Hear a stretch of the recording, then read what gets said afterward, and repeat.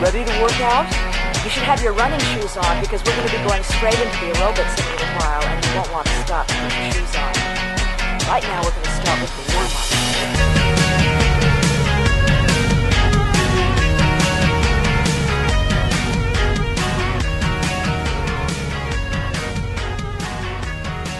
Bienvenue dans Jogging Bonito sur Radio Ravito qui émet en Kalmoukie et dans la principauté de Sealand. On espère que vous êtes heureux de retrouver votre émission préférée consacrée au sport pédestre avec ce soir 3 sujets. D'abord, pour ou contre l'utilisation des gels énergétiques saveur poulpe gingembre. Ensuite, un test de l'application qui géolocalise les runners libertins dans les files d'attente des toilettes du marathon de Paris. Et enfin, l'UTMB est-il devenu trop facile depuis qu'il a été déplacé à Tourcoing? David? Ouais. David, ouais, ça va? Ouais, ça va, Margie. Je te dérange Qu'est-ce qui se pas? passe? Non, mais j'étais juste en train de faire des trucs. Là, ouais. Ok. Ouais. Bon, bah, je vais, si ça t'embête pas, je vais reprendre les rênes du podcast. Ça suffit, là? Ouais, ok. Pardon. Ok, on est parti alors. Pardon. Bon, n'étant pas aussi doué que David pour vous faire une intro de ouf, je vais aller à l'essentiel. Bienvenue dans l'épisode 17 de Jogging Bonito.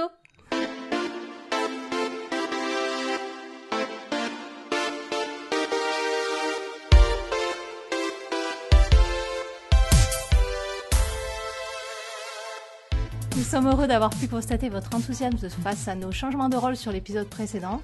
C'était fun à faire pour nous aussi. Mais comme il vous faut un an pour écrire une chronique, je vais revenir à la présentation quand même. Et puis bon, David a tellement bien assuré mon rôle que j'aurais trop peur qu'il prenne ses aides. Et puis j'aurais du mal à le déloger, on vient d'en avoir la preuve. Alors ce début d'été, c'est l'effervescence dans les baskets. La belle-mère, le bof et même votre boulangère vous ont fait profiter de tous les détails de leur dernière foulée. Et ça, c'est pas pour déplaire à notre David, pro-démocratiseur de la course à pied. Salut David. Salut Marjolaine. Alors, est-ce que j'ai fait le job le mois dernier à la présentation? Ah ouais, trop bien même. C'est pour ça que je préfère... Je vais essayer de stand up my game là aujourd'hui. J'espère que t'as pris exemple. C'est ça. Bon, ouais. De son côté, Emir, c'est peut-être lancé un nouveau défi pour l'année, battre son record kilométrique. Les courses s'enchaînent chaque week-end. Et ce mois-ci, il a pris son jour de repos sur Jogging Bonito. Pas de chronique. Bon, il est tout de même avec nous, les doigts de pied en éventail, devant son micro pour partager sa grande sagesse. Salut Emir. Salut les amis. Ça va? Oui, ça va très bien, vous? Ça va très bien. Ça me rassure de ne pas avoir de chronique ce mois-ci, hein, la pression descend, parce que non seulement il faut assurer les kilomètres, mais en plus il faut assurer les chroniques. Je crois que j'arrive pas à gérer tout en même temps. Donc le fait de rester en auditeur libre et de ne faire que des remarques, ça me va très très bien. Ouais, ça sera parfait. Mais les bonitos, pas d'inquiétude, vous en aurez pour votre argent, car aujourd'hui, nous accueillons un invité de choix, un invité qui nous a fait le plaisir d'écrire une chronique. Si vous nous suivez, vous le connaissez déjà, et avez peut-être déjà écouté son podcast que nous vous avons recommandé à plusieurs reprises, le podcast Comme en passant.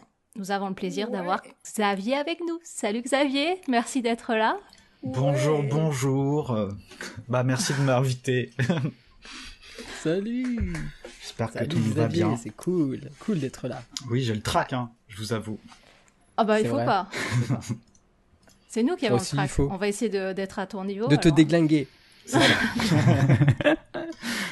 Je suis venu parce que j'avais envie de me déglinguer un peu. Ah bon. C'est vrai qu'on a probablement une meilleure VMA que toi, Xavier, mais c'est pas une raison pour être intimidé. Bon, en tout cas, moi, je voudrais noter un petit quelque chose quand même et le faire noter au Bonito.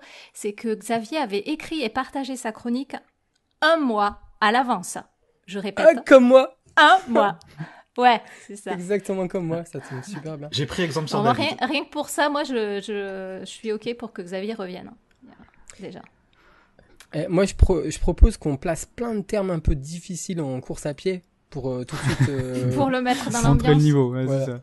Un peu le niveau, intimider FCM, un petit peu. F20, VO2 max, tout ça. Alors, on notera que j'ai commencé avec VMA déjà. Ouais, c'est vrai.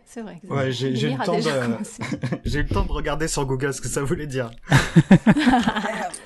Bien joué Xavier, tu te feras pas voir. Bon, vous l'aurez compris les bonitos, dans cet épisode, vous aurez droit à 2 chroniques proposées par David et Xavier, suivies de discussions dans lesquelles Emir viendra bien évidemment mettre son grain de sel. Les titres des chroniques du jour, la fuite et le marketing du bien. Je n'en dis pas plus, nous allons tout de suite entrer dans le vif du sujet. Jingle. Jingle. Jingle bells. Honneur aux invités, c'est Xavier qui se lance en premier. Quelques foulées par-ci par-là, Xavier n'est pas un passionné de la course à pied. Il n'empêche, curieux de tout, il a donné sa chance à Jogging Bonito. Notre point commun, se poser des questions, sa particularité à lui, sa grande connaissance de la philosophie. Les Bonitos, je vous conseille de vous concentrer et écoutons Xavier se poser des questions sur l'idée bien ancrée que les dogmes philosophiques sont inébranlables. Alors j'imagine que c'est à moi. Et là c'est à Xavier. C'est un bon début, hein, c'est une bonne manière de se lancer. Donc la chronique s'appelle La Fuite. Et donc, eh bien, c'est vrai que je suis certainement le moins sportif des auditeurs de Jogging Bonito. Et pire, mon podcast ne parle jamais d'activité physique. Et en y repensant, j'admets que c'est sans doute une de ses grandes lacunes. Et pourtant, il n'empêche que je suis un auditeur assidu de votre podcast.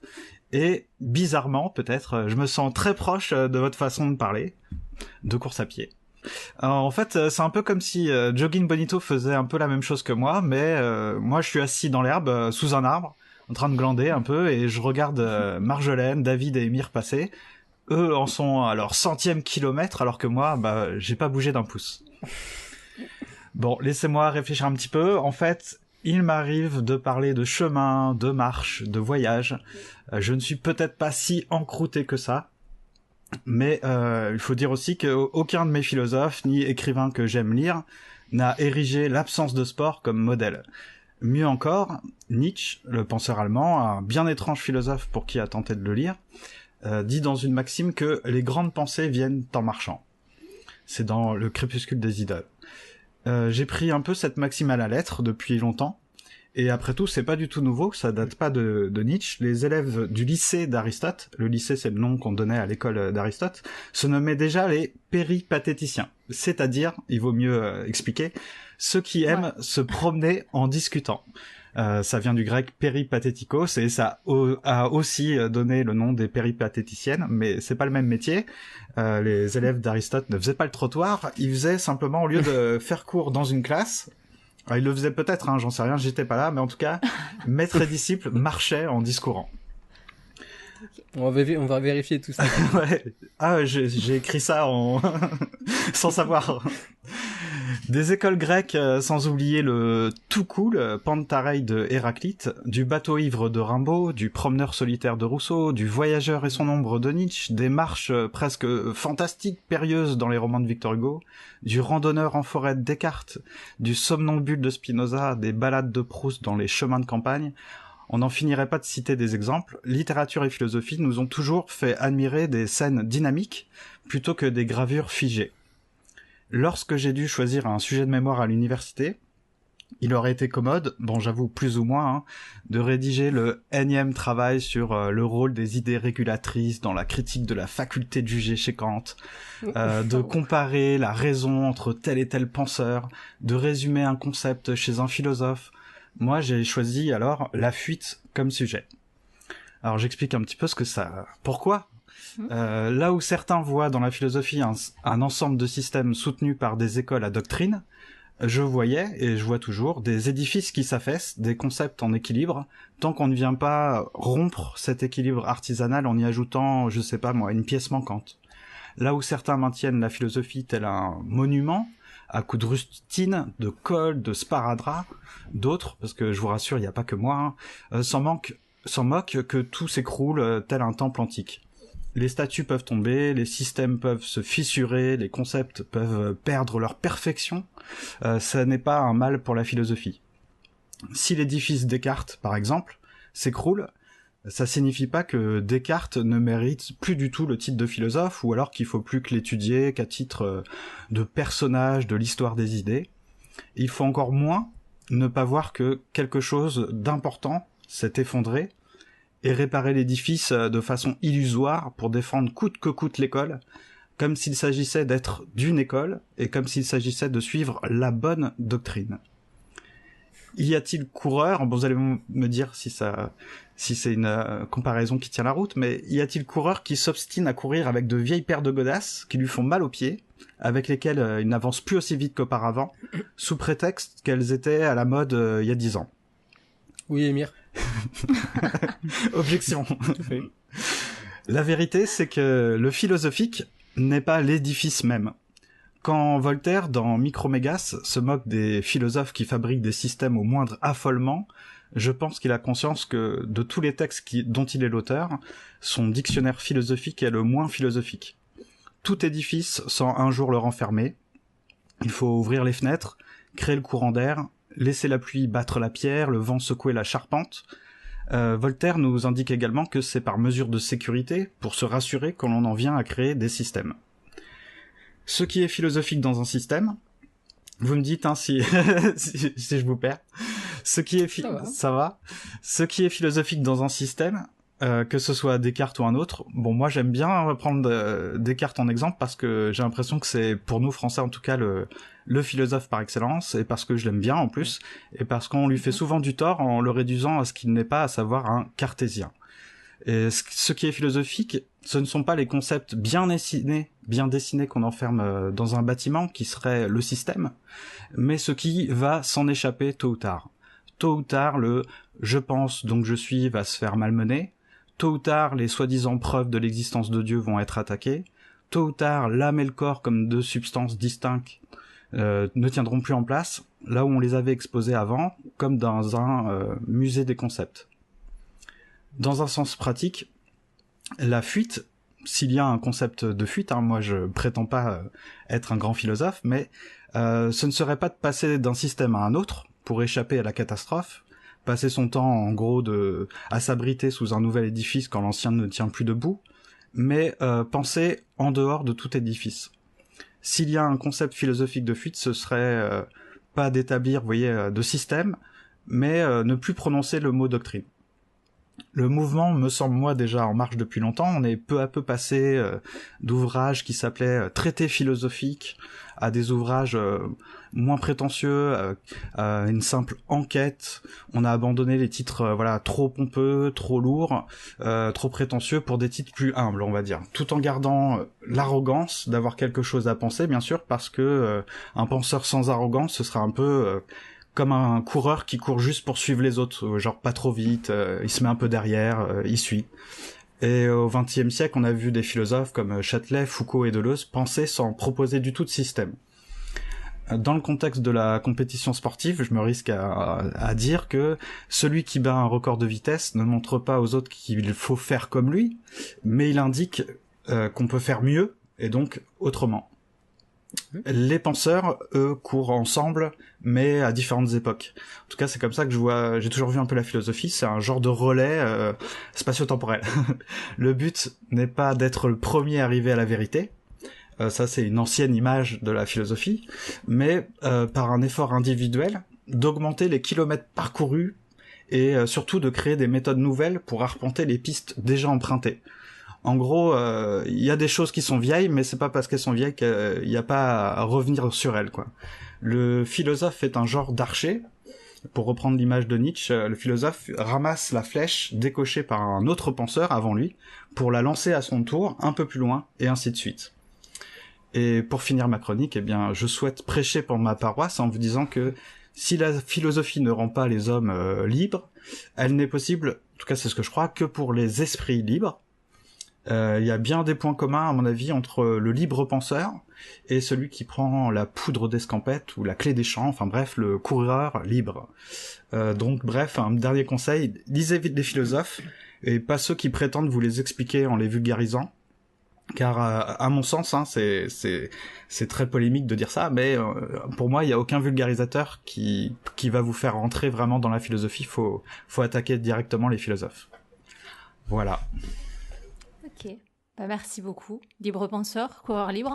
On retient la liberté. Ouais, bravo, parce que franchement, super. Bon, je vais aller dormir Moi, maintenant. je retiens la liberté, qui est chère à Xavier et chère à Geek Bonito aussi, faut bien le dire.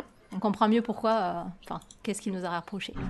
Est-ce que je peux faire une petite rectification, un rectificatif, pardon. Ouais, vas-y. Le tout cool, c'est pas Héraclite, hein. Moi j'ai plutôt Cool Chain dans La Fièvre. Il y a des jours où tout part en couille, tout cool. Ah, mais voilà. J'avais plutôt ça. Attends, je vais changer la Chacun fiche ses Wikipédia. Nico Presto. Pardon. Ok, bon, on va se reconcentrer. Première question moi, que je veux poser à Émir et David. Est-ce que, parce que sur le thème un petit peu l'aspect méditatif du mouvement, est-ce que vous pensez en courant ou est-ce que vous videz la tête? Comment ça se passe pour vous? Moi, qu'est-ce que je peux dire? J'ai préparé des projets en courant. Ok. Par exemple, des bouts de texte de chansons, ça m'est arrivé. Mhm. Et jusqu'à plus récemment, j'ai même préparé un événement familial. Ouais. Ouais. En fait, plus généralement, j'ai l'habitude de prendre le temps de course justement pour réfléchir, Ok. peser le pour le contre, prendre des décisions quoi. Mais Mhm. pas de trucs quotidiens du genre est-ce que j'ai bien acheté le pain, j'ai mis de l'essence dans la voiture, tout ça. Mais ouais mais ouais donc je m'imagine, je me mets en situation quoi, on va dire. Et que ce soit pour le sport ou non quoi.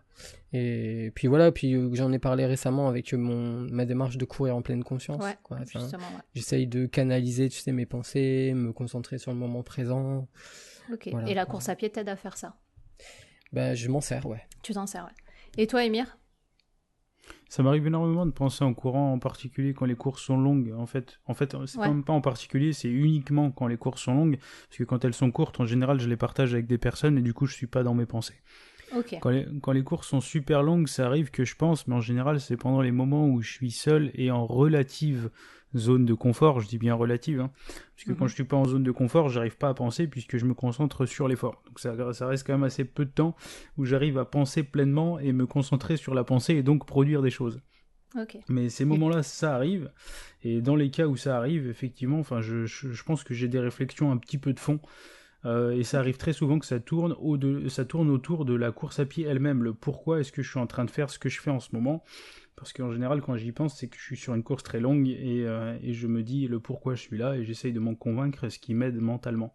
Parfois, j'essaye d'établir des réflexions qui me seront utiles au-delà de cet ultra, et ça m'arrive de penser à des sujets un peu de fond sur comment je vois ma pratique de la course à pied à l'avenir, ou comment je vois tout simplement mon avenir. Ça m'arrive de penser à tout ça. Mais voilà, ça se limite à ça, et c'est finalement, et peut-être bizarrement, un nombre d'heures limité sur le nombre total de l'ultra, où j'arrive à produire des pensées, on va dire, productives, au-delà de l'ultra lui-même. Ok. Donc, pour rester sur ce sujet-là, de l'aspect méditatif du mouvement, Xavier, toi, tu as voyagé il n'y a pas longtemps au Japon à pied. Est-ce que tu as retrouvé cet aspect-là aussi lors de ton voyage à pied au Japon? Moi j'aime de toute façon là au mois d'avril en fait je suis parti entre 3 semaines à un mois au Japon, et j'ai choisi le Japon en fait à partir du choix même de dire je vais aller au Japon. C'était notamment pour justement savoir que j'allais pouvoir marcher longtemps et seul, et dans un environnement super propice à justement à réfléchir, à cogiter sur mon avenir, sur moi-même, etc. Donc parce que en fait pour des raisons on va dire pas philosophiques, hein, faut pas non plus tout dire que tout est philosophique. Mais en février j'ai décidé de me mettre 100% en freelance. Et c'est un truc qui peut faire peur, où tu te dis ouais je prends un risque quand même. Et en fait au lieu de me tout de suite charbonner à chercher des clients, etc., je me suis dit en fait j'ai besoin d'un petit mois de coupure. Et il y a beaucoup de gens qui font ça, j'en entends parfois de temps en temps autour de moi qui font ça, aller dans l'Ouest américain pour marcher. Donc là c'était le Japon. Et en fait que ça soit en ville ou à la campagne, hésitez pas à me dire si je dis rien, hein, mais j'aime beaucoup en fait pas marcher juste une matinée, mais vraiment que la journée entière soit consacrée à marcher, parfois avec un itinéraire prédéfini, parfois complètement me perdre quoi, parce qu'en plus le Japon c'est un endroit, tu peux pas vraiment te perdre ou risquer d'aller dans de mauvais endroits, etc. Donc tu peux te dire je vais par là dans cette direction, marcher pendant 6 heures, 7 heures. Et tu sais très bien que tu vas avoir des choses jolies, et que moi c'est à la fois pour réfléchir sur moi, sur ce que je vais faire plus tard, et en même temps me nourrir de l'expérience même de ce que c'est que marcher à l'étranger. Ok. Voilà. Ouais, super. Juste une toute petite question pratique, Xavier. Tu t'étais préparé à la marche? Non, en fait là, la seule chose que j'ai faite, c'est que comme pendant 4-5 mois, je faisais plus beaucoup d'activités physiques, voire quasiment rien. En fait, je restais un peu enfermé chez moi. Ce que j'ai fait avant, c'est quand même de reprendre, de trottiner, d'aller faire des petits joggings, de refaire des pompes, des exercices pour que, comme là, je marchais avec une tente, un sac à dos, donc ça fait beaucoup de kilos sur le dos. En fait, mine de rien, faut pouvoir que ça soit agréable, faire en sorte que ça soit quand même agréable, quoi, et pas un effort trop compliqué. Donc tu t'es préparé un petit peu.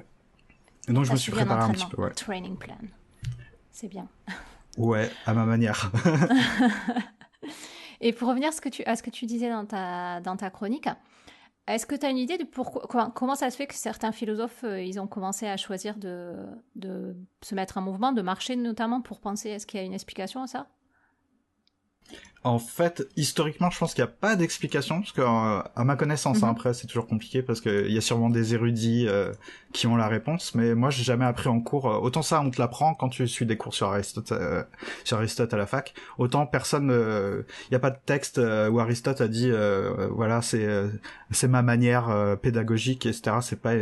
On n'a pas du tout de traces comme ça. Donc, on peut que s'interroger, parce que j'ai l'impression que chez les Grecs antiques, là, c'était, je sais pas, 3 à 4 siècles avant Jésus-Christ, est-ce que il y avait un vrai souci de la posture, quoi, tu vois, si tu veux penser, il faut s'asseoir quelque part. Enfin, moi, j'avais un peu ça en mémoire, c'est le fait que tu veux penser, tu t'assois, tu te mets au calme. Alors pourquoi, là, eux, se mettaient à marcher, c'est un truc mystère pour moi. Ils en ont peut-être ressenti le besoin. Mais du coup, d'après vous, pourquoi, en fait? Ça apporte quoi Déjà, on sait que, j'ai pas de réponse précise, mais on sait que la marche, la course ou le vélo agissent sur le cerveau. C'est-à-dire que, on sait que selon la cadence, etc., on développe éventuellement un bien-être, tout ça. Donc peut-être que au niveau physiologique, on stimule certaines parties de notre cerveau qui faciliteraient peut-être des moments de réflexion, on va dire, quoi. C'est vraiment une piste que je lance comme ça, j'y connais rien, mais... Ah non, c'est... J'ai en tête le même genre d'information que ce que dit David, le fait que le fait de marcher irriguerait davantage qu'en étant en position immobile, évidemment, puisque on stimule pas la circulation sanguine lorsqu'on est assis. Donc le fait d'irriguer les pensées, peut-être d'irriguer le cerveau, activerait certaines zones. Alors je dis ça, tout comme David, sans y connaître grand-chose à ce que ça ferait concrètement et biomécaniquement, mais en tout cas, a priori, ça pourrait activer certaines zones et donc stimuler la pensée. Je pense qu'à nous deux, on tient une théorie, c'est bon. Validé. Je pense que la théorie n'est même pas neuve, d'ailleurs. Théorie valide. Xavier, est-ce que tu valides cette théorie? Bien sûr. Non, mais en tout cas, par rapport à Aristote, puis on a parlé un peu de Nietzsche tout à l'heure. Chez Aristote, moi je sais pas, j'ai cette petite opinion. Alors après, ça veut peut-être rien dire, mais Aristote, ça va bien avec sa pensée, quoi, en tout cas, parce que c'est une pensée qui prend, tu vois, si tu penses à la philosophie morale chez Aristote, c'est beaucoup du contextuel, tu vois, c'est pas le bien absolu au-dessus de toi. C'est tout est toujours une question de contexte pour valider si quelque chose est bien ou pas, tu vois. Donc j'aime bien l'idée que ce mec-là, Aristote, on sait pas qui c'était, mais était pas un type qui voulait se mettre en haut d'une tribune et parler à ses élèves, mais se disait qui pensait un peu plus horizontal et qui se disait faut aller se dégourdir les jambes, faut essayer de se nourrir du monde, même si c'est pas après pour penser sur les gens qui croisent dans la rue, tu vois, mais au moins pour la posture physique, tu vois, de se dire d'ailleurs, on va se promener, quoi. Ça me fait enchaîner sur... C'est parfait, Xavier, t'es très bon parce que ça me fait enchaîner sur la deuxième chose que je voulais vous demander. Parce que quand on est en mouvement, il y en a certains qui courent et qui se disent dans leur bulle, et il y en a d'autres qui courent et qui prennent en fait de tout ce qu'ils ont autour d'eux, quoi, se nourrissent des choses qui sont autour d'eux. Du coup, quel est pour vous, c'est quel cas pour vous, David, peut-être? Est-ce que tu es dans ta bulle quand tu cours ou est-ce que tu... bizarrement, j'ai envie de dire que les deux choses sont pas forcément opposées, en fait. Parce que courir en pleine conscience, comme je le professe là, en ce moment, ça implique de procéder à des scans environnementaux. Enfin, j'ai un peu expliqué, on se nourrit... on se nourrit vraiment, je pense, de l'environnement, de ce qu'il y a, les feuilles qui bougent, les cailloux qui se déplacent. Enfin, il y a plein de choses qui sont toutes bêtes, mais je m'avance pas trop parce que j'en suis pas vraiment là encore. Hein. Mais par la force des choses, on observe davantage. Et pourtant, ce type de scan, il y en a d'autres. Hein. Et ben, il se déroule dans ma bulle, en fait, comme dirait Diams. Mais ouais, c'est ça. Xavier, il a des citations de philosophes. David, c'est les citations de rappeurs. Je note les références, je ne connais pas ces gens. Je ne les ai pas recommandés, hein, je les ai juste cités. Chacun ses références. Voilà, pour moi, c'est pas forcément deux mondes complètement distincts. Quoi. Enfin... Ok.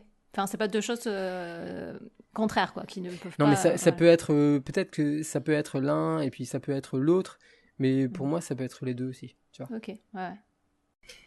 Tu veux rajouter quelque chose là-dessus, Xavier, ou...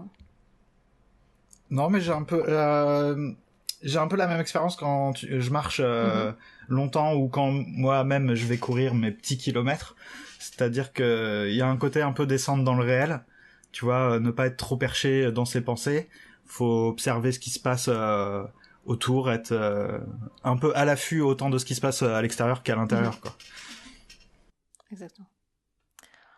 Xavier, aussi, tu as parlé dans ta chronique tu mettais en relation, en parallèle, les libres penseurs et les coureurs libres. Alors, est-ce que tu pourrais nous l'expliciter un peu plus ? Moi, je l'ai compris de la façon suivante. J'ai compris que ce que tu voulais dire, c'était que les libres penseurs, c'est des gens qui veulent pas forcément se raccrocher à des doctrines... à des dogmes. Voilà, à des dogmes. Et...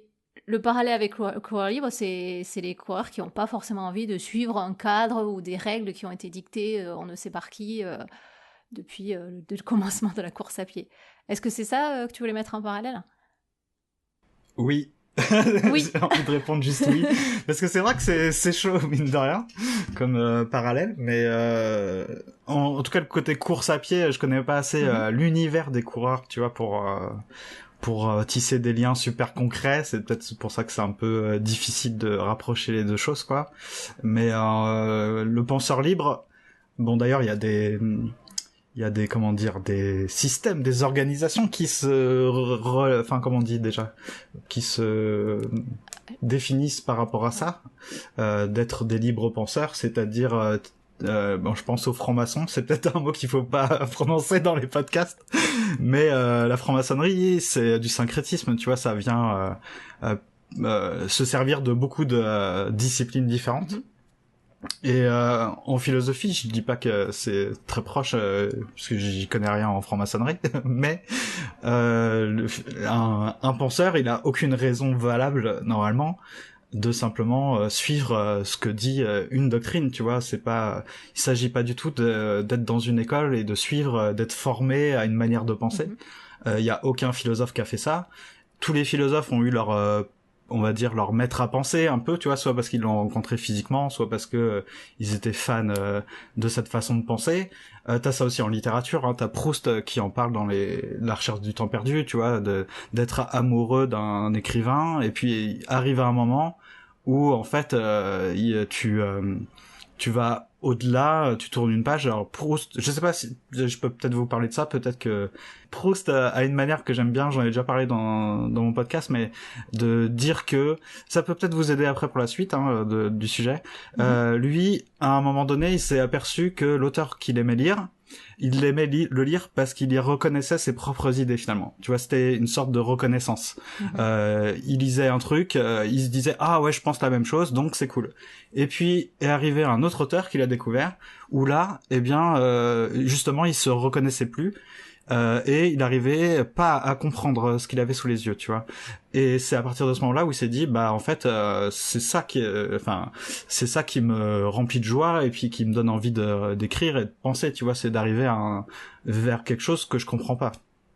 Ok. De la nouveauté, quoi. Ouais. D'accord. Alors, en fait, tu veux dire que dans le sens, il s'est rendu compte que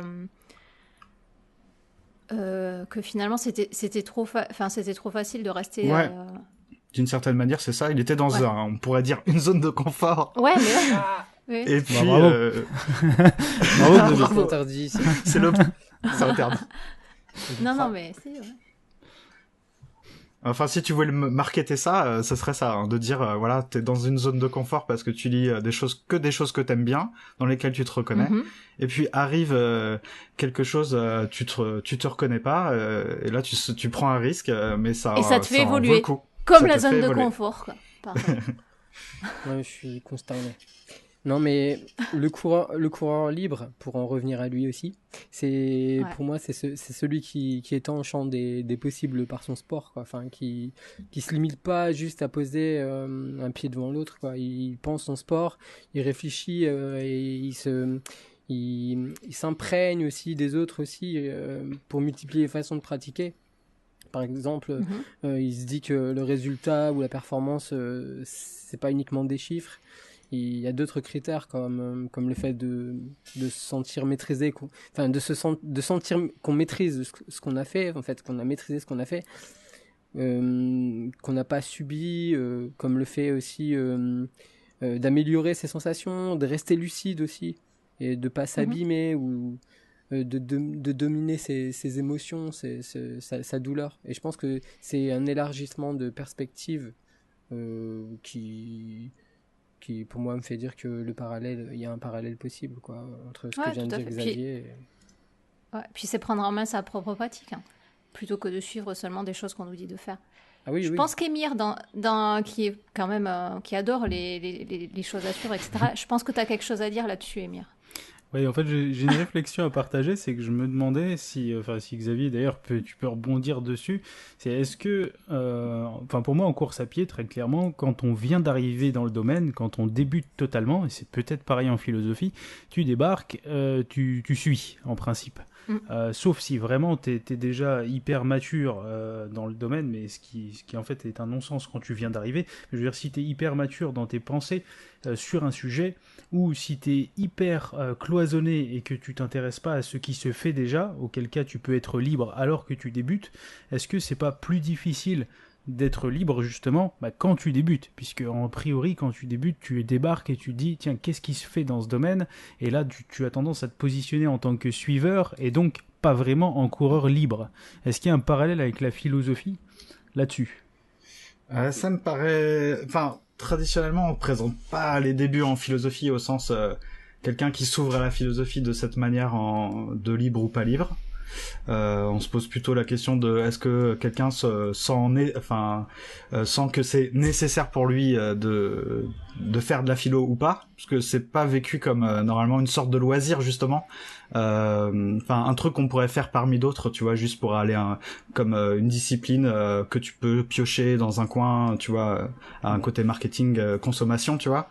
Mais ce qui est sûr, c'est que au début quand t'arrives en philo, rappelez-vous peut-être de vos années de terminale, t'as une telle somme de connaissances devant toi que c'est impossible en théorie d'arriver et de dire moi je vais penser comme ça, et t'es obligé de passer normalement des années. Moi il m'a fallu du temps, même si j'avais mes philosophes qui me plaisaient, il m'a fallu du temps avant de dégager quelque chose de tout ça et de me dire vers quoi je voulais un petit peu aller, quoi, parce que t'es obligé d'apprendre d'apprendre Kant, d'apprendre Descartes, d'apprendre Locke, t'es obligé d'être dans une situation où tu suis aussi un petit peu tes profs, les profs que t'aimes. Tu vas tellement te dire putain, pardon, oh j'ai dit un gros mot. Tu vas tellement te dire ça se fait pas, ça se fait pas, ça sera coupé. Normalement t'as le rapport à la fois aux philosophes et à tes profs. Tu vas te dire c'est tellement bien, tu vas passer ton temps en fait à être amoureux d'un penseur ou d'un prof, et d'essayer de suivre son parcours, quoi, comment il arrive là, avant de t'en réchapper après et te dire je passe à autre chose, quoi. Je comprends, c'est une approche qui me parle beaucoup. Du coup, ça veut vraiment dire s'imprégner de ce qui se fait déjà, s'imprégner de l'existant pour ensuite en dégager après un certain temps sa propre personnalité. Mais du coup, qu'est-ce que ça veut dire? Ça veut dire qu'il faut connaître Dominique Chevelier pour faire du marathon? Est-ce que ça veut dire qu'il faut tester au moins une fois la ceinture de gel tous les 5 km pour ensuite savoir qui l'on est vraiment en course à pied? Ne l'a-t-on pas fait? Eh ouais. Peut-être bien, oui. Ah ouais, Peut-être bien. on est dedans. Mais bon. Mm. Est-ce que c'est arrivé, Xavier, que dans ton parcours, tu te rendes compte que un philosophe ne te convenait pas, on va dire, sa pensée ne te convenait pas, alors que t'y croyais en fait quelque part, quoi, tu vois? Ça a plutôt été l'inverse. En général, c'est plutôt que tu méprises un peu un philosophe parce que tu le juges trop vite. Ouais. Ça s'entend beaucoup. Tu rencontres beaucoup de gens hors ou dedans, dans l'université, ou des fois, moi j'ai eu pas mal de collègues dans mes années professionnelles, des gens qui me disent qu'ils sont fans de la philo, mais tu vois, ils ont jeté leur mépris sur Kant parce qu'ils en ont eu une idée pour moi fausse. Et moi j'ai souvent eu ça, même tu vois, Deleuze dont je parle souvent. Ouais. Moi au début quand j'en entendais parler, j'étais hyper méprisant, mais j'avais 18 ans, tu vois, je pense. Mais je disais bah non, c'est même pas un philosophe ce mec-là, parce qu'en plus ça s'étudiait pas du tout à l'université à cette époque. Et donc c'est plutôt après coup que je me suis tourné vers lui pour me dire ah bah en fait c'est génial. Et après je pense par exemple, tu vois, j'ai très vite dès le lycée, quoi, en gros j'étais en train de ériger Nietzsche comme étant le philosophe indétrônable, etc. Et ce que j'ai fait même en entrant à la fac, c'est quand tu découvres que les choses sont plus complexes que ça, qu'il y en a encore d'autres, des philosophes, et qu'il y a beaucoup de textes, c'est de marquer un peu de distance et de prudence pour dire ok, c'est pas parce que les textes sont géniaux et que t'aimes bien beaucoup de choses que tu dois juste le suivre comme un idiot. Je pense qu'il y a rien de pire en philo qu'un mec qui dit juste ah moi je suis nietzschéen et vous les autres vous avez rien compris, quoi, tu vois. Non, mais ça correspond complètement avec l'image de l'édifice que tu prenais dans ta chronique. Je comprends. Bon, pour terminer cette réflexion, les gars, je vais vous demander si ça vous dirait qu'on crée des groupes de coureurs philosophes. Qu'est-ce que vous en pensez? Oh. Euh, Je Oh. suis dubitatif. Je suis très. Je suis dubitatif. On Et- risque ça m'a l'air d'être une belle discipline de niche et sans mauvais jeu de mots, hein, je ne parle pas de Nietzsche, je parle bien de niche et je pense qu'on aura très très peu de gens adeptes de cette nouvelle discipline. Mais bon. Non, mais Margie, je veux pas te mettre mal à l'aise, mais ça veut rien dire, hein, ce que tu dis, hein, je suis désolé, hein, mais les philosophes pratiquent la il philosophie. me cherche, le David, là. Ouais.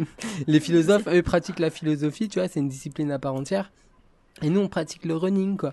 Il y a pas les... Et alors? Et je peux pas être coureuse et philosophe à la fois? Xavier, non, je crois qu'il dit non. Moi, j'ai écouté ses podcasts. Non, Xavier, il a dit oui. Oui, oui, Enfin, oui. ou c'est Deleuze qui dit non, non, c'est pas ça.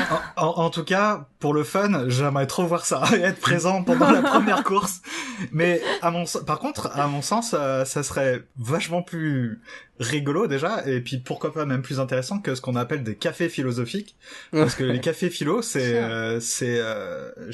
vraiment là dans le cliché de ce que je dénonce en général, tu vois, les gens qui s'assoient autour d'une table avec un petit café, et puis ça parle de Nietzsche, ça parle de Kant, mais bon, on voit pas C'est trop. du développement personnel, en fait. Ouais, soit c'est ça. Ah, voilà, moi ce que je retiens, c'est que ce Xavier, il est de mon côté. Je sais pas. si, non mais c'est. Mais en tout cas, c'est l'idée, comme ça oui, que l'idée d'un club de running philosophe, si tu fais ça, je pense qu'en plus, mine de rien, ça pourrait plutôt marcher, faire parler de lui. Oui, c'est vrai. Peut-être pas pour les bonnes raisons, mais bon. Non, mais nous, les runners, on ne philosophe pas. Et déjà, si on essaye de réfléchir, c'est déjà bien. C'est déjà cool. Si on arrivait déjà à trouver le sens de tout ça, tu vois, ça serait déjà une bonne chose. Bah, c'est ce qu'on essaie de faire. C'est ce qu'on essaie de faire sur Jogging vrai. Bonito. Allez, on va donner maintenant la parole à David. Et puisqu'il me cherche, je vais pas être gentil avec lui, du coup, sur sa chronique. Oups.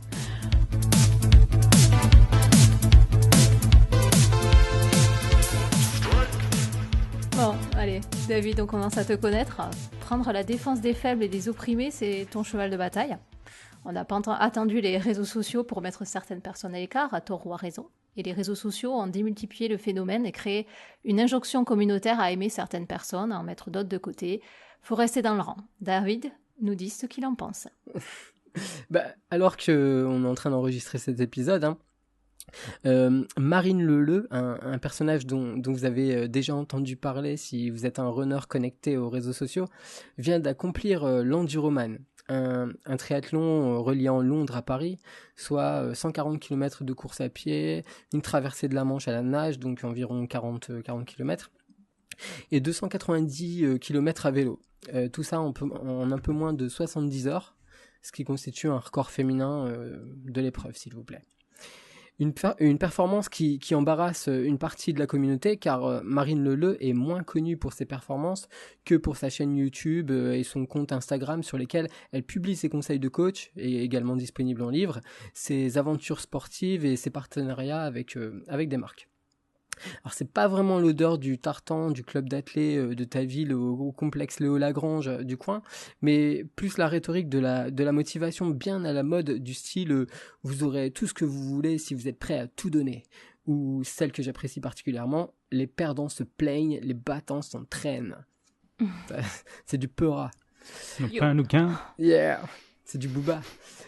L'inertie, l'impuissance et la déprime sont honteux au point d'être exclus du paysage. Sans surprise, on connaît la chanson, les hashtags qui vont bien, et vous imaginez comme je suis aux anges. Seulement, il aurait mieux valu pour les puristes que Marine Leleu se nique la cheville sur une bordure british, qu'elle se fasse bouffer par un requin influencophobe, ou qu'un automobiliste lui refuse une priorité et l'écrase, si possible, une des personnes chargées de la suivre et de la filmer pour alimenter les stories sur Instagram. Car personne ne peut lui balancer à la gueule le fameux « Ah, elle sort un livre, elle ?» Elle a fait quoi?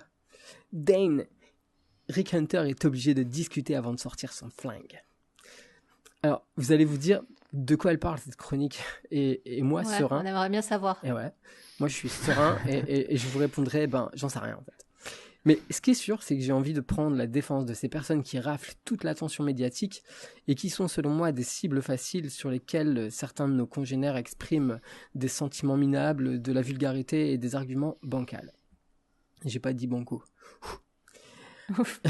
J'ai vu des personnes qui, sans nier la performance sportive, parce que là c'est un peu difficile, se sont dites dérangées que tous les projecteurs soient énormément tournés vers Marine Leleu. Il faut dire qu'avec plus de 400 000 fans, il y a de quoi faire du tintamarre. Même Margie, qui vit dans une communauté amish, en a entendu parler. Ben non, figure-toi que non. Ah ouais. Ah, ça m'étonne. Non. Bon, cela dit, il est vrai que Martine... Martine Leleu, bravo. Martine fait l'enduroman. Martine. Cela dit, il est vrai que... Je reprends la phrase, quoi, histoire de ne pas garder le truc pourri, quoi. Mais vous allez la laisser, bande de chacals, je suis sûr. Non, mais Bien sûr. Cela dit, il est vrai que Marine Leleu n'était pas la seule concurrente de cette épreuve. Il y avait même une autre femme partie quelques heures plus tôt qui a pu atteindre la ligne d'arrivée, même si elle a dû être arrêtée pendant la partie nage à quelques petits kilomètres des plages françaises, à cause de la météo.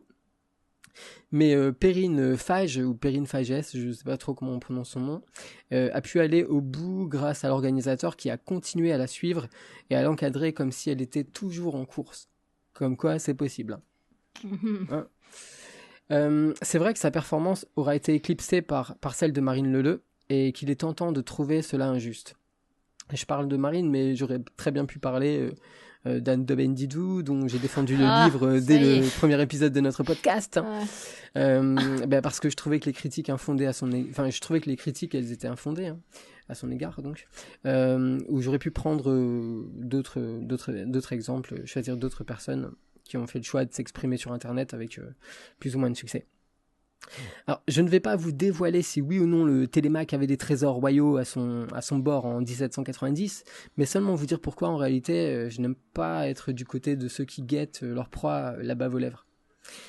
D'abord, il y a l'argument de la légitimité. Presque un réflexe pour tout bon hater qui se respecte. Je me méfie de ce drapeau brandi car la légitimité est pour moi une idée relative. On peut être plus ou moins légitime pour les uns ou pour les autres, on peut le devenir ou être en passe de le devenir, enfin en train de le devenir du moins. De plus, je n'ai pas la prétention de juger de la légitimité des autres. Ce qui m'importe le plus, c'est la notion d'honnêteté, la notion de sincérité. Ensuite, concernant l'attention médiatique ou commerciale, sachez que cela n'a strictement aucune valeur à mes yeux. Tout le tralala, pour employer une expression des années 80, tout le tralala à l'occasion d'une course à laquelle il faut obligatoirement participer si tu ne veux pas être ringard, ça me fait vraiment ni chaud ni froid. Je préfère courir en paix avec la bomba triste de Pierre Billon en boucle dans mon Walkman plutôt qu'être invité à la soirée de présentation des dernières Adidas Boost Flying Baboon 26, que sais-je. Ainsi, les Instacraneurs ne me veulent rien, ni popularité ni avantage matériel. On n'a pas les mêmes attentes, les mêmes objectifs, la même disponibilité. Éprouver de la jalousie ou de l'amertume, c'est donner du crédit à cet écosystème. À l'intérieur, il n'y a aucune injustice. Les Instacraneurs et les Instacraneuses sont hyper crédibles. Et puis, il y a un élément que m'a inspiré Xavier dans son hors-série sur lequel nous dévoilons nos super talents de comédiens. Émir a passé quelques castings depuis d'ailleurs, il nous racontera ça. Donc, je vous explique. On peut s'indigner, pointer du doigt ou ridiculiser nos starlets du running parce qu'on les trouve parfois médiocres. Mais à force de le répéter, de traquer les moindres faits et gestes et de nous monter la tête entre personnes un peu convaincues, disons-le, sinon qui appartiennent à un même groupe, on devient ce que Xavier appelle des marketeux du côté du bien. C'est un paradoxe quand même quand on reproche aux têtes de gondole de notre sport d'être des instruments du marketing. On collecte des informations, on cible, on jette en pâture et on espère que cela aura un certain retentissement. En fait, on n'est pas mieux. Tout cela entretient de la mauvaise foi et un biais de confirmation. Tout ce que nos proies feront ou diront sera systématiquement retourné contre elles. Tout ce que vous direz sera retenu contre vous. Contre vous lors de votre procès. Voilà, c'est ça. Comme on dirait dans Texas Ranger, après une distribution de bourpifs de la part de Chuck Norris. Pour moi, il y a une part de malhonnêteté qui me dérange. Ok, il y a du vide intellectuel et créatif chez les personnes qui sont à la main du marketing et de la communication, peut-être, un petit peu. Cependant, il y a aussi des messages simples que les gens veulent entendre, parce que ça les aide à se sentir bien. Et j'ai pas envie de m'en prendre à eux. Par contre, j'avoue éprouver une once de mépris à l'égard de ceux qui tirent une petite gloire sociale en tapant à grands coups de poing cyniques dans le dos d'individus déjà bien amochés, influenceurs et influenceuses, comme on dit aujourd'hui, ou tout simplement leur public. Pour moi, c'est du réchauffé. J'aimerais qu'on puisse aller au-delà en réfléchissant ou même en déconnant sur ce que ça nous dit de notre microcosme ou plus largement de notre société. Comment on fait pour se renouveler, pour être libre et sortir des schémas, pour tirer parti de ce désir d'échange à travers un projet collectif, etc. Enfin, il y a plein de choses à creuser là-dessus. Mais tant que ces perspectives n'existeront pas et qu'on restera pépère à faire tourner le commerce du dénigrement et de la condescendance, je refuserai de choisir mon camp et au lieu de leur refuser l'accès aux enfers en laissant leur âme errante, je m'appliquerai sans forcer à trouver des trucs cool chez Anne de Bendidou, Elie Quilleuse et Marine Leleu, incomprise tel le jardin des délices. Oh là là, bravo. David, défenseur des opprimés. C'est tellement ça. C'est une vocation. C'est ça. Ouais, c'est ta vocation, c'est sûr. Bon, ils n'ont pas besoin de moi, alors... bien sûr, mais... Ouais. Bon, alors, attendez. J'attaque, je défends les personnes attaquées. C'est ça. Bon, avant de discuter de façon sérieuse, réfléchie, intelligente, bon, j'ai envie quand même... Il faut avouer quand même, il y a au moins une personne sur les réseaux sociaux que vous suivez, mais que vous n'aimez pas, juste par ce sentiment très laid et pourtant très humain qu'est la jalousie ou l'envie. Vous n'allez pas me dire le contraire. Ah là, je crois que je peux dire le contraire. Je passe en tête, là. Non, vraiment? C'est un truc de fille, alors? Quelqu'un qu'on aimerait... Enfin, un truc qu'on suivrait... Enfin, comment on dit? C'est quoi le mot anglais stylé? Du trash follow? Comment on dit? C'est quoi le mot? C'est ça? Quand tu follow pour... j'ai pas le ouais, mais il y a un nom. Pour hater, tu vois. Comment on dit en anglais, tu vois, un truc stylé? Le trash talking. Il y a un terme, mais je m'en souviens plus. Ah, on l'a pas. Mince. On n'est pas assez in, nous, c'est pour ça. Ah non, on l'a pas. Mais c'est vrai que ça, j'en vois énormément sur Twitter en particulier, de gens qui follow des gens et dès qu'il fait un truc, la personne fait un truc probablement par biais de confirmation, comme dit David, dès qu'une personne fait quelque chose, même si c'est anodin, même si quelqu'un d'autre avait fait cette chose, et que ça serait passé totalement inaperçu, bah sur celle-là, ça pose problème. Sur celle-là, tout le monde a chope, tu vois. Ouais. Et ça, je l'observe complètement. Maintenant, voilà, pour répondre à ta question plus clairement, j'ai pas l'impression que je suis des gens en me disant « Ah, ça doit être mortel son truc ». Je suis jaloux. Non. Ouais, c'est très bien, c'est très bien. Toi, David, peut-être? Non. Non, enfin, il y a quelques années ou quelques longs mois, on va dire, moi j'avais découvert, sans doute tardivement, Marine Leleu. J'étais tombé en fait sur une vidéo d'arrivée à un marathon qui était auto-filmée, hein, et avec des larmes, quoi. Et il y avait une espèce de mise en scène, enfin pas une mise en scène, mais il y avait il y avait de la musique, pleine d'émotions, dramatique. Tout ça, dramatique, au moment où elle avait les larmes, et puis elle cadrait bien, quoi, tu vois. Et ça m'avait un peu saoulé, quoi. Par contre, honnêtement, je la suivais pas, quoi, mais j'étais tombé juste dessus comme ça. Et là, d'avoir entendu parler de son exploit, hein, qui n'est pas anodin, je la suis pas non plus, en fait. Ouais, mais bon, enfin, c'est pas parce que tu ne la suis pas que tu ne reconnais pas ce qu'elle fait, quoi.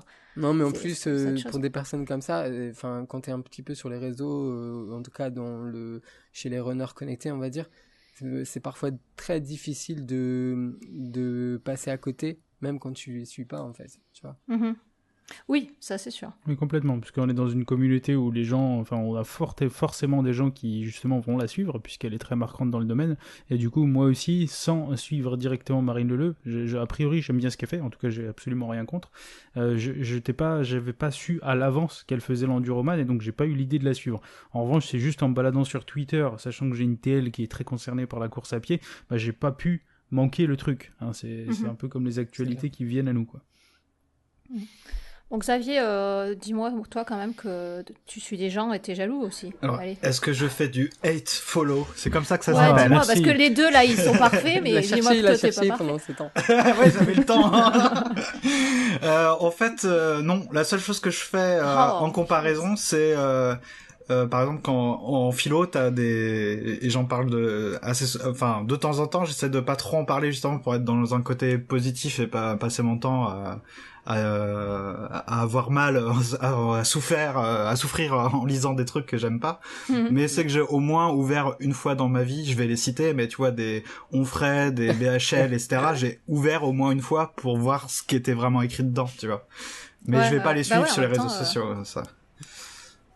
Et tu crois pas que c'est quand même une bonne chose, si on prend Onfray ou parce que ça popularise la philosophie peut-être, enfin, pour moi ça ouvre une petite porte. Ça c'est l'argument principal en général si tu t'en prends, mais c'est ce que je ne le fais plus depuis longtemps parce qu'au début j'étais très comme ça justement. Quand j'entendais quelqu'un me dire je lis Onfray quand j'avais 19 ans, que j'étais à la fac, j'aimais bien lui dire Onfray à 19 ans il était pas très connu, mais c'était plutôt les d'autres nouveaux philosophes comme on les nomme. Là j'aimais bien rentrer dans le tas et dire mais non c'est de la merde, c'est pas de la vraie philo, etc. Après je suis convaincu que non, les vulgarisateurs n'ouvrent pas la porte vers la philosophie pour des raisons philosophiques d'ailleurs, enfin qui sont que on va reparler d'Aristote vite fait, hein, mais normalement tu es censé toi-même en tant qu'individu éprouver un étonnement philosophique. C'est pas un truc mystique, hein, c'est pas une révélation, mais t'es censé ne pas comprendre avant de te dire que je vais comprendre. Donc si tu vas vers des choses trop simples tu vas finir par comprendre ce que dit le vulgarisateur, mais tu rentreras pas dans la philosophie même. Est-ce que les profs ouvrent les portes de la philosophie? Ouais, c'est une bonne question ça. T'as deux types de profs pour moi. T'as le troisième type dont on va pas parler, qui est le prof qui est complètement en dehors du coup, qui fait pas vraiment cours. Il y en a, hein, on en a peut-être connu, voilà. Ouais. Mais le premier type, c'est celui qui va quand même te nourrir de connaissances. C'est-à-dire qu'il va faire du bon boulot, et il doit faire cours sur tel aspect de la philosophie. Au moins tu vas apprendre des choses. Alors ça serait comme peut-être lire beaucoup de choses, mais c'est en live avec le prof. Donc lui, il te donne pas un indice de ce que c'est que la philosophie, mais il te donne de la culture philosophique. Et puis il y a le deuxième type de prof qui est beaucoup plus rare.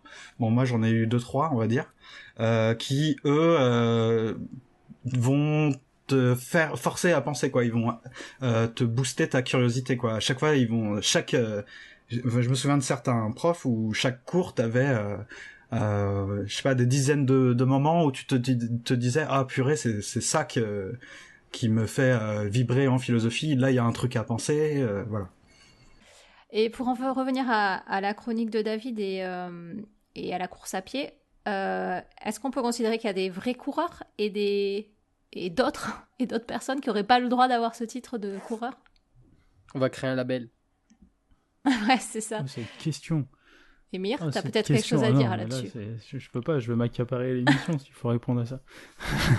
Non, Tu vas la garder pour une déjà autre chronique. l'occasion de traiter un petit peu ce sujet quand même, Ouais. aborder sur certains angles. Mais, enfin, plutôt pour essayer de limiter un peu ma réponse à ça, je dirais que pour moi, disons que c'est pas parce que on fait un étalage plus ou moins fort de ce qu'on fait dans le sport sur les réseaux sociaux que c'est nécessairement malhonnête ou que c'est nécessairement pour l'appât du gains en termes de followers. Parce que là où je rejoins David, c'est que le fait d'attaquer des personnes qui partagent des choses sur les réseaux sociaux parce qu'elles partagent des choses sur les réseaux sociaux en niant complètement l'intérêt de la dite chose qui a été effectuée, pour moi ça n'a aucun sens. Le fait de dire moi je n'arrive pas à voir l'exploit de cette personne, ou au contraire je ne me retrouve pas dans cette personne, ou je ne vois pas cette personne comme une sportive, tout simplement parce que la personne aurait effectué un jour ou l'autre un placement de produit, ou parce qu'elle aurait effectué un jour ou l'autre une communication un petit peu peut-être maladroite, je n'en sais rien, eh bien je trouve que ça s'appelle nier complètement l'exploit sportif en se basant sur des choses superficielles. Donc voilà, moi je comprends pas pourquoi des personnes comme Marine Leleu, pour le coup, qui réalisent des exploits sportifs qui sont absolument indéniables, devraient subir des railleries ou des moqueries ou des haters de partout là, alors que ce qu'elle a fait, c'est accessible à extrêmement peu de personnes, et que le commitment, l'engagement qu'il faut pour faire ça, il est 1000 fois, mais alors 10 000 fois au-delà de juste faire du follow. Même si pour le coup, il est vrai que le dommage collatéral de tout ça, c'est qu'elle a fait un max de follow. En attendant, tu fais pas ça pour faire du follow. Hein, clairement, ça n'est pas possible, pour avoir déjà été dans des situations d'endurance, et jamais autant d'heures qu'elle, hein, d'ailleurs. Hein, je le précise, j'ai jamais fait autant d'heures que ce qu'elle a pu faire en non-stop. Pour avoir fait des dizaines d'heures d'efforts. Combien ? 70 heures. C'est 70 heures, elle a fait. Pour avoir quand même vécu des dizaines d'heures d'efforts, je me dis qu'on se met dans de telles situations que la seule motivation qu'il peut avoir, elle part vraiment de soi-même et de son désir profond d'aller voir ce qui se passe dans ces cas-là, quoi. Pas de...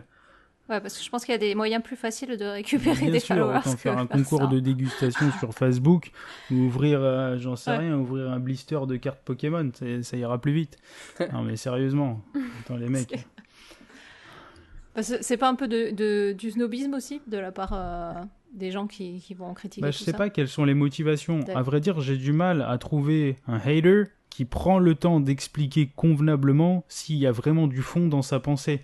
En général, quand je trouve quelqu'un qui va venir dénigrer un petit peu rapidement ce genre de truc, le fait arriver à obtenir une explication de cette personne, c'est quand même, ça relève souvent de l'exploit, quoi. Mais justement, le cas de Marine Leleu, il est intéressant parce que il y a des haters. Ils sont moins nombreux, hein, que pour certaines personnes, parce que justement, elle a réalisé un exploit qui fait que tu la fermes un petit peu quand même. Voilà, c'est ça. T'as envie de la fermer un petit peu, quoi. Mais pour autant, il y a quand même des gens qui qui se sont dit, ah ouais, mais il y a quand même une exposition un peu peut-être démesurée. Oui, d'accord.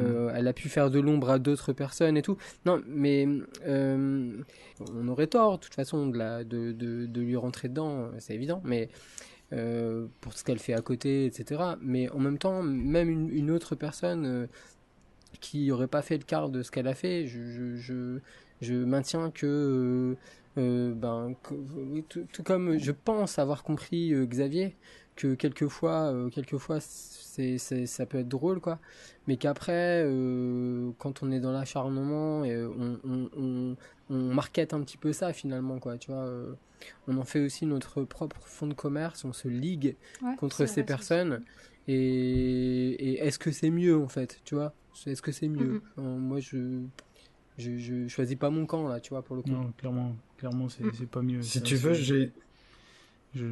Xavier, est-ce que j'ai compris à peu près tes remarques? Ouais, et si tu veux, j'ai une petite phrase de notre copain Gilles Deleuze qui écrit ceux qui critiquent sans créer, ceux-là sont la plaie de la philosophie. Donc c'est par rapport à... Mais enfin, c'est une phrase que tu peux appliquer en fait un peu partout. C'est-à-dire que c'est pour ça que je m'acharne pas sur les nouveaux philosophes ou les vulgarisateurs. S'il y a des mecs qui trouvent que c'est une bonne chose pour eux, je vais pas leur dire non, ce n'est pas bon pour toi. Il y a pas d'argument contre ça. Là où j'essaye en général de réorienter le truc dans mon podcast ou en discutant avec quelqu'un, c'est de dire attention, c'est pas forcément parce que ça t'apporte quelque chose que c'est de la philo, quoi. Enfin, tout à fait. C'est pas grave si c'est pas de la philo. Ouais, c'est vrai. Et du coup, ça me fait penser, enfin, ça pose la question aussi quand on parle des gens vrais coureurs, vrais philosophes ou quoi. C'est une question de légitimité finalement. Ah, la légitimité. Et ouais, non mais. Et je pense qu'on va interdire aux gens de s'inscrire librement. Qu'est-ce que ça veut dire ça? C'est une super vaste question là aussi, et c'est hyper subjectif de savoir qu'est-ce qui fait qu'une personne est légitime. En tout cas, ce qui fait, je pense, que les personnes comme Marine Leleu sont parfois vues comme des personnes non légitimes, c'est que Marine Leleu, elle a quelque chose d'assez étonnant, qui est qu'elle combine les codes de l'influenceuse qui ne fait pas des choses incroyables en quelque sorte, qui a un lifestyle, on va dire, très banal, si je peux me permettre, je veux pas critiquer qui que ce soit, mais... Cliché, disons. Cliché, merci David. Et à côté de ça, elle te fait des trucs qui sont tout sauf banals. Du coup, tu vas la retrouver sur un placement de produit un peu nul, sur de la Fnac par exemple, où il n'y a pas de créativité et rien de spécial, et à côté de ça elle te fait l'enduroman. Donc quelque part je pense qu'il y a certains haters, ils savent plus où se mettre, ils savent plus qu'est-ce que je fais. Fermez vos bouches. Ouais, ils savent d'un côté t'as envie de la critiquer parce qu'elle a fait un placement un peu nul, mais bon, qu'est-ce qu'il y a, ça arrive à tout le monde finalement, à un moment donné il faut manger, je sais pas quels sont ses moyens, je la connais pas, mais je suppose que si elle fait un placement, elle a ses raisons. Du coup les haters ils sont là, ils sont chauds, elle a fait un placement nul pour si. Et à côté de ça, la nana elle te fait des trucs qui sont absolument surhumains, quoi. Donc je pense que son cas il est quand même hyper complexe, et sa légitimité du coup elle l'a clairement trouvée dans ses exploits sportifs, mais elle donne quand même à manger des petites choses aux haters de base. Est-ce que la légitimité finalement c'est si intéressant que ça, quoi? Je veux dire, on va interdire les gens de s'inscrire dans les courses. Super bonne question, ça. Je veux dire, on va faire des dossiers. Ils vont devoir déposer des dossiers. Il y aura des entretiens avec lettres de motivation. Il y aura des psys qui vont analyser l'écriture pour voir si t'as une bonne foulée. Tu vois. Est-ce que c'est si intéressant finalement la question de la légitimité? Est-ce qu'on ne devrait pas évacuer ça en se disant que c'est subjectif de toute façon, mais qu'il y a d'autres choses plus intéressantes, quoi? Pour notre futur groupe de psychologues runners, il faudrait qu'il y ait un formulaire d'inscription dans lequel tu donnes pas un certificat médical, tu as juste un champ libre vide qui s'appelle « Qu'est-ce que vous avez à nous dire ?» Et du coup, tu lis ça individuellement, et si ça te va, là, il est inscrit. En version running, ce sera « Pourquoi tu cours ?» Ah oui, très bien, magnifique. Vous avez 4 heures. Xavier, tu as quelque chose à dire sur la légitimité? Peut-être en philo, on en parle ou... On n'en parle pas. Après, c'est plus si tu t'exposes, je pense, sur la scène médiatique aux réseaux sociaux. Si tu viens, c'est pour ça que je me suis jamais amusé à le faire, mais tu vas pas répondre à un commentaire de je sais pas, d'un de ces types que j'aime pas pour dire tiens, c'est même pas de la philosophie. Forcément, il y a des gens qui vont se retourner vers moi et me dire mais toi t'es qui pour dire ça? T'es jamais passé à la télé, t'as pas écrit un bouquin. Donc la légitimité, j'ai envie de dire, c'est pas très intéressant. Mais tu te poses ce genre de questions, à mon avis, si tu en viens à vouloir parler en public, quoi, prendre position. Et là, forcément, tu rentres là-dedans. Tu pourras pas dire c'est pas grave ma légitimité. C'est clair. Oui, c'est vrai.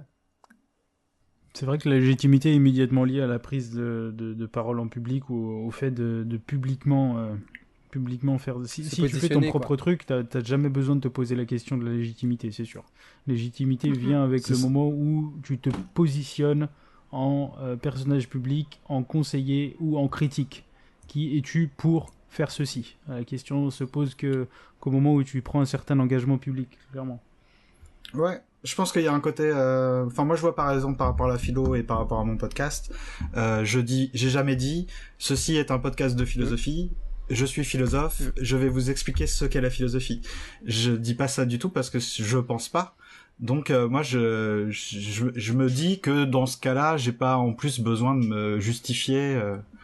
C'est une autre approche, quoi. Par contre, si tu dis « Bonjour, je vais vous expliquer ce qu'est la philosophie », là... tu vas être attendu au tournant, quoi, tu vois. Ouais, c'est clair. Là, c'est une phrase pour déclencher les qui es-tu pour. Voilà. David, tu voudrais rajouter quelque chose aussi ? Ouais, il y avait la question de l'humour. Hein. Enfin, ouais, parce que il y a le second degré, quoi. Et il est hyper développé chez nous, avec les réseaux sociaux, bien sûr. C'est vraiment drôle, quoi. C'est vraiment source de créativité. J'adore ça.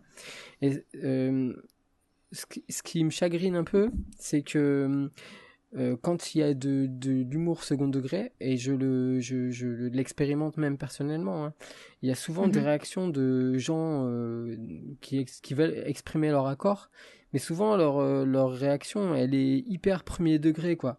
Et c'est parfois même ordurier, quoi. Et par exemple, vous avez t'as peut-être pas vu Marjolaine, mais sur Marine Leleu, en fait, il y a énormément de gens qui ont exprimé l'envie, en fait, de publier des photos qu'ils avaient prises, en fait, on va dire, avec Marine Leleu, aux côtés de Marine Leleu, quoi. Donc ils ont profité pour je l'ai rencontrée, j'ai eu la chance de la rencontrer, quoi, et puis ils témoignaient comme ça, enfin voilà.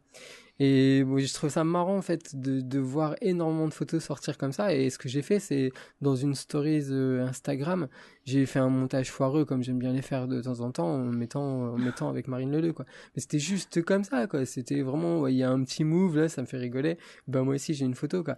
Et en fait, j'ai eu des gens qui ont répondu et qui étaient agressifs, en fait, quoi. Qui t'ont pris pour un hater. Ouais, carrément. Qui m'ont pris pour un hater, mais qui ont vraiment haté, quoi, tu vois. Et... Ah, ils l'ont pris dans le sens que tu te moquais de Marine Leleu, c'est ça ? Ouais, et j'ai eu même la question, quoi. J'ai eu même la question, qu'est-ce que t'en penses ? J'ai eu la question, quand tu fais ça, est-ce que c'est bien pour l'attaquer et tout, quoi. Enfin, tu sais, c'est un peu comme si c'était, je te lâche un peu d'ironie, un peu de sarcasme. Maintenant on lynche, quoi. Ouais, voilà, quoi. Et ça, par exemple pour les genoux dans le gif là, c'est ce que je leur reproche moi perso, quoi. C'est de lancer des trucs qui sont drôles, de voir qu'il y a des réactions parfois qui sont premier degré et d'en jouer en fait, quoi, derrière. Et bon, voilà, quoi, c'était... l'humour c'est difficile aussi, parce que chacun va le prendre différemment et... Ouais, c'est ça. Et en plus, il y a la barrière des réseaux sociaux. C'est ça. Tu peux pas savoir quelle est l'intention de la personne. Et le problème de ça, c'est que quand tu peux pas savoir quelles sont les intentions de la personne et que t'as malheureusement été trop habitué sur des réseaux sociaux, ne pas aller à tout hasard Twitter, à voir des gens qui viennent hater. Du coup, toi, t'as l'habitude du coup, t'es devenu aigri face à ça. Et du coup, le moindre truc qui ressemble à du hater par rapport à ton influenceur préféré, t'as envie de lui mettre un coup de tête, même si c'était le plus gentil des haters. Tu vois. Du coup, là, tu te retrouves avec des gens qui font de l'humour un petit peu banal, qui ont rien contre la personne. Tu te retrouves avec une armée de anti-haters qui débarquent et qui mettent des coups de tête à tous les mêmes gentils haters tout gentils qui sont même pas des vrais haters. C'est vrai aussi. Bon, Xavier, t'auras remarqué que notre anglophone du groupe, c'est Émir. Hein. C'est clair. Ah, bien sûr. Je sais dire que le mot hater. Je me suis entraîné. Les autres mots, je sais pas les dire. Hater, ça me suffit. Je me suis entraîné. Et l'humour en philo, Xavier, il y en a aussi ? Oh. Il y en a de deux façons. Déjà, c'est un sujet. Ouais. T'as le rire de Bergson. Tu peux étudier ça pour savoir ce que les philosophes ont dit de l'humour, fonction sociale et tout le bazar. Et puis après, t'as de l'humour dans les textes. C'est un truc dont on parle pas forcément très souvent, mais puis c'est pas forcément évident parce que c'est pas des blagues qui vont te faire mourir de rire Faut déjà les quand tu vas lire comprendre, le texte. Et en plus, faut dénicher la blague dans Voilà. tout le bordel, C'est bon, dans ça. tout le foutoir C'est du bon. texte. Mais moi, je trouve que les philosophes sont avant tout des écrivains, quoi. C'est des mecs qui écrivent. Puis après, t'as la question de la traduction, parce que bon, si tu veux dire que Kant c'est vachement drôle en allemand, en tout cas en français, je peux te Ça dire l'est pas que c'est pas forcément. très drôle. Mais par contre, même chez Kant, vers la toute fin de la critique de la raison pure, t'as une petite, alors que bon, c'est un peu laborieux, c'est vraiment dans le côté j'explique ma philosophie, puis tout d'un coup il a une petite phrase pour toi qui t'est tapé un bon millier de pages avant, qui a un petit clin d'œil au lecteur. Je pense que moi je vois les philosophes comme des mecs qui avaient le sens de l'humour beaucoup, mais après je peux me tromper, hein, tu vois, mais je pense que le fait d'avoir un peu d'humour de temps en temps dans un texte, ça te montre que le mec est sain d'esprit, quoi, Ouais, presque. c'est vrai. Et quand t'écoutes les cours de Deleuze sur Spinoza, etc., tu peux les écouter, même il y a des sites internet ou sur YouTube, tu verras que Deleuze, il passe son temps à faire rire les gens, quoi, Ouais. en fait. Il fait pas des blagues de potage toutes les 5 secondes, mais il aime bien faire respirer son truc en disant un petit truc qui détend. Bon, les bonitos, on va les perdre. Les bonitos, ils vont croire qu'on est devenus trop intelligents. Alors, pour terminer, on va... Ouais, Non, les philosophes n'est pas forcément intelligent. ouais. C'est vrai. Et Non, mais ouais. qu'on réfléchit trop. Non, mais, Ça va plus, là. Pour terminer, on va en rigoler un petit peu. Et pour terminer cet épisode, on a pensé qu'il serait dommage de ne pas profiter encore un peu plus des connaissances de notre invité. Pour cela, nous lui avons concocté un questionnaire spécifiquement pour lui, qui va nous aider, nous, Bonito, à y voir un peu plus clair dans notre pratique ou notre conception de la course à pied. Alors Xavier, j'espère que tu es prêt. Je vais te Attends, je vais soumettre... ouvrir tous les prépare-toi. onglets Wikipédia sur tous les philosophes. Alors, je vais te soumettre des phrases, des doctrines ou des slogans, enfin, qu'on associe à la course à pied ou au sport en général, qui reflètent un certain état d'esprit. Ton défi, ça va être d'arriver à associer ces phrases à un philosophe qui, d'après ses idées ou les doctrines qu'il défend, ça rapprocherait le plus. Bah oui, une Donc, idée, quoi, ré- on va dire, quoi. Ouais, ou une idée, Ok. pas forcément. Bon, faudra le C'est prendre bon, avec on humour, prend hein, un parce petit peu, que... Ouais, si possible, ouais. On le prend un Ça- petit peu, parce que- Ça va pas être très scientifique, ce que je vais dire. Mais c'est pas grave, c'est pas grave. Donc, c'est ce qui te vient à l'esprit. Hein. Et s'il y a une phrase qui t'inspire pas, bah, c'est pas grave, on passe à une autre, ok? Donc, la Ok. première, c'est « Tout est possible si on le veut vraiment ». C'est chez les Grecs, ça va être, je sais pas, un Cicéron, allez. C'est vrai. Cicéron. Et moi, j'ai lu un truc il y a pas très longtemps. C'est Paul Ricoeur qui dit. Ah oui, moi, oui. ça m'intéresse vachement ce truc-là. Il dit, c'est quoi? Enfin, en gros, hein, le pouvoir peut être à l'origine du vouloir. Et c'est parce que je peux, c'est parce que c'est parce que je peux que je veux. Tu vois, C'est dans l'autre sens, alors. ben ouais, ce serait dans l'autre sens oui, de c'est dans ce l'autre sens parce que moi justement, je suis pas en phase avec le tout est possible, pas complètement quoi. Et ce qui est fou, Ok. David, ce moi que non tu plus. viens de dire, c'est exactement, je pense, la raison pour laquelle je fais des ultras. C'est parce que je le peux, Ah ouais. en fait. Et c'est pour ça que je le veux. Juste, c'était une aparté comme ça. Je le veux parce que je me dis que, vu que ça m'est possible et que c'est pas quelque chose de commun, alors j'ai envie de le faire. Voilà, c'était tout, j'avais envie de dire ça, pardon. Non, mais ça va. Mais du coup, on a Très changé bien. la phrase. Xavier, ça te... Ah Il y a oui, un philosophe il- qui penserait dans ce a sens-là, changé là, les- dans l'autre sens. Et vous devriez faire des phrases aussi, des petites citations sur Facebook avec vos propres slogans. No Ouais. pain, no gain. Ah, pardon. Allez, ben attends, ben justement, Émir, tu tombes bien, c'est la deuxième que j'allais lui poser. No pain, no gain. Voilà. Xavier. No pain, no gain. Allez, je vais dire Diogène, le cynique. Ah, Ah le ouais. cynique. Je vous encourage à lire, si vous avez l'occasion, des fragments, souvent, parce que c'est pas des mecs qui ont écrit Des œuvres. des textes et tout ça, c'est ce qu'on appelle les présocratiques. Alors c'est avant Socrate, ça remonte un peu à loin, mais c'est des vies passionnantes, c'était des mecs qui allaient jusqu'au bout de leur truc, quoi, et cynique. Et je dis cynique parce que Diogène, il vivait, tu sais, bon, c'était pas un asset, genre, le but c'était pas que de souffrir, mais il vivait de rien, quoi. Enfin, il vivait dans la rue comme c'était un SDF avant l'heure, quoi. On passe à une autre phrase. Sois meilleur que toi. Oh. Waouh. Ça, je vais dire un truc genre, il y a un petit côté Nietzschéen, tu vois, là-dedans. Ah, Nietzsche, enfin. Je pourrais le caser dans beaucoup de, mais ouais. Si c'est, jeu est un autre, faut se dépasser. Ok. Et alors là, voilà, pour la prochaine, c'est une phrase qui est plus pour les bonitos, quoi. Enfin, on en a parlé beaucoup dans Joga Bonito. Et on va t'expliquer si tu vois pas ce qu'on veut dire par là. Pas plus de 2 marathons par an. Est-ce que tu vois ce qu'on veut dire ou... C'est parce que ce serait trop d'en faire plus? C'est-à-dire que les puristes te diront que pour ton corps, etc. Faut se limiter. Il faut se limiter. Alors du coup, faudrait choper un... C'est la raison en fait, un peu, non? Un sage. Ouais. La sagesse aussi. On n'a qu'à dire Descartes, alors un mec posé, prudent. Voilà. Et lui, Descartes, il ferait pas plus de 2 marathons par an. Ok. Bon, mais il en ferait peut-être 2. Hein. Très bien, très bien. Je vois qu'on encourage la croyance limitante. Bravo, très bien. Allez, une petite dernière. Do it. Just do it. Just Comme do it. dirait un grand philosophe. Les chiens à la bœuf. Do it.